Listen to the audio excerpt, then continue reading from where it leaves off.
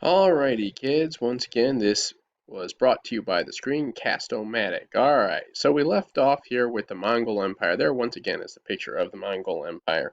As I said before, sometimes it's hard to decipher exactly what the Mongols conquered.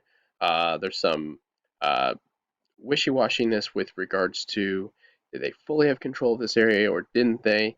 But generally speaking, what you're looking at here is a map of the Mongol Empire, and it is massive. It is huge, okay?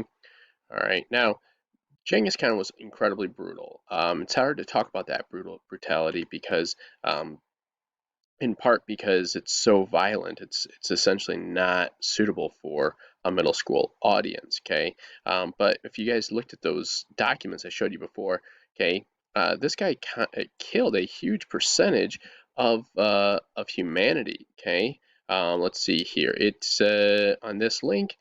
Let's see. There we go. All right, so Genghis Khan killed between 10 and 70 million people is what the estimate is. Okay. All right. So 10 on the low end, 70 on the high end. Okay. There's a chance that he killed 17.5% of the world. Staggering numbers, unlike anything down here whatsoever. Okay.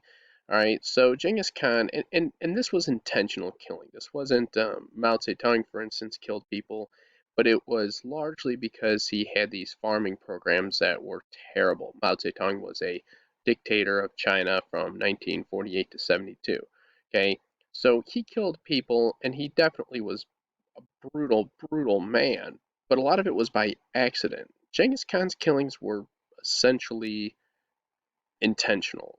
This was a very brutal, brutal leader. Okay, all right, uh, and basically it led to the conquest. One of the strangest stories in history of an empire that was just massive. Now, uh, here's a picture of Mongolia today, and you'll notice in this big, giant, empty plain, which is, from what I understand, very typical of Mongolia, there's a giant picture or giant statue of Genghis Khan.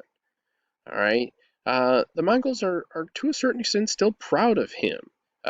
He brought these people pride. He made them relevant.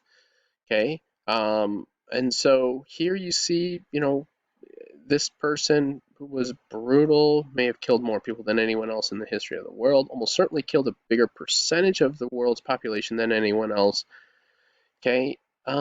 They still kind of revere him because Mongolia is not a relevant place in general in history.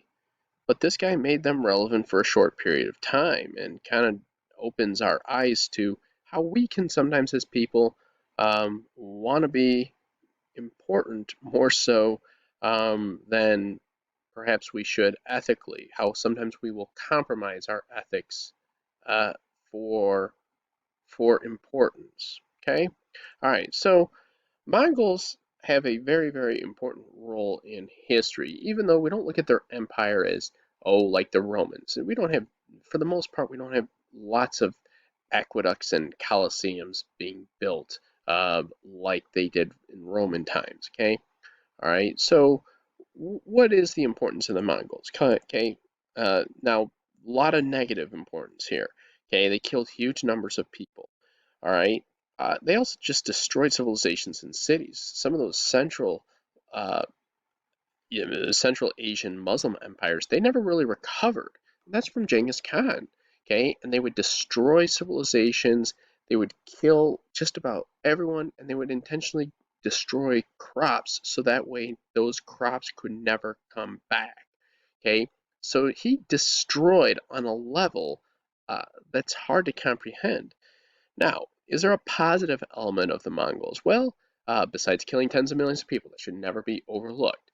Okay, one thing that they do have a very important role in is actually protecting the Silk Road. The Silk Road basically has two eras. One is during the Han Dynasty, like right around like 200 AD, around then, that time, and goods and ideas are being exchanged. Okay, and that's when it linked China and the Roman Empire. Well, he basically does that. Genghis Khan does basically protect the Silk Road. The Mongols protect the Silk Road, and basically trade and ideas flourish. And Europe at this time, by the way, is pretty backwards. and they do kind of get the foundation for the Renaissance to occur. Okay, now it should be pointed out, the Black Death plague was also was transmitted on the Silk Road. So it was not all positive, but it definitely was relevant. All right. Another thing about the Mongols is they sort of practiced religious tolerance, kind of. And today, after you take your quiz on these notes, um, you're going to look at a couple things. Were the Mongols religiously tolerant? It's one of those things that people have looked at and sort of said, hey, maybe these people get a bad reputation. Okay, of course, it should be pointed out they killed tens of millions of people, so maybe they deserve that reputation. Okay, all right, but it's an interesting question because we usually look at religious tolerance as a good thing. Okay, all right, so what happens to the Mongol Empire after Genghis? So Genghis Khan conquers a huge area. Okay, and after Genghis Khan dies, okay, his kingdom gets divided. Now, before that happens, it's actually pretty interesting.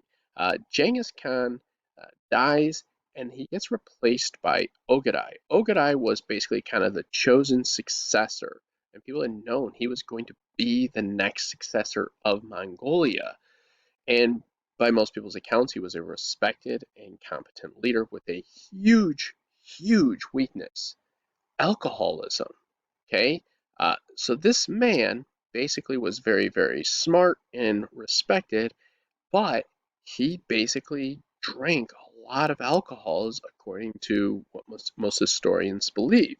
Okay, so Ogadai basically continues this Mongol expansion, and they are knocking on the door of France. They are on the verge of conquering the majority of Asia and Europe. It's an incredibly giant empire. And before they do it, what happens? He dies of alcohol poisoning. Okay? Well, this puts everything in a status of chaos. They don't know who is the next leader. Genghis had many, many children, by the way. Okay? And there is no clear successor. This is not the royal family of England with two or three children. Okay? So there's a fight and a debate about who leads the Mongols next. And no one really solves the matter. So what happens? The empire gets divided into what they call hordes. Okay, those are areas ruled by his descendants. They're kind of part of the Mongol Empire, but they're kind of not part of the Mongol Empire. Okay, sometimes they even fight wars with each other. So they're sort of united, but they're not totally united. Okay, this is a what you kind of consider a confederation, sort of in an alliance with one another, but not totally in alliance with one another. Okay, now, so those hordes basically get divvied up, and that's kind of how the Mongol Empire works for a couple hundred years. Now, eventually, the most notable of these hordes was ruled by this guy by the name of Kublai Khan.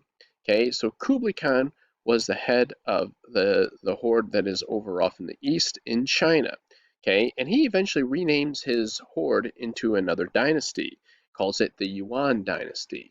Okay, so he rules the Yuan dynasty for, and basically they rule China as Yuan dynasty for about 100 years. Okay, and they have a few achievements like the other dynasties, including the creation of the Forbidden City.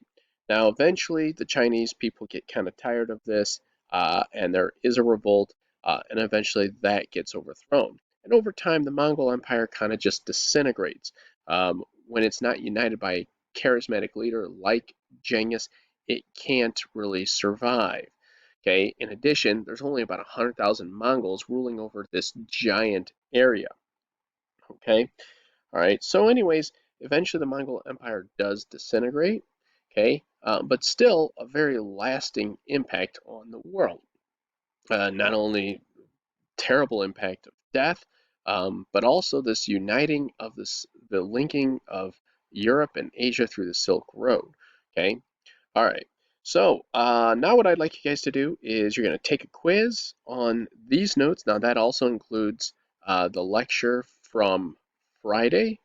All right, so I want you to take that quiz, and then it's unlimited tries, okay? And then after that, what I want you to do is you're going to take a look at this religious tolerance thing. Were the Mongols religiously tolerant? We look at this as a good thing, generally speaking. An empire allows multiple religions to be practiced within its borders. It's kind of more complicated, okay? All right, so you're going to look at the Google Doc on the agenda and you're going to answer the questions then on a buzz assessment, okay? All right, so get to work and have a good day.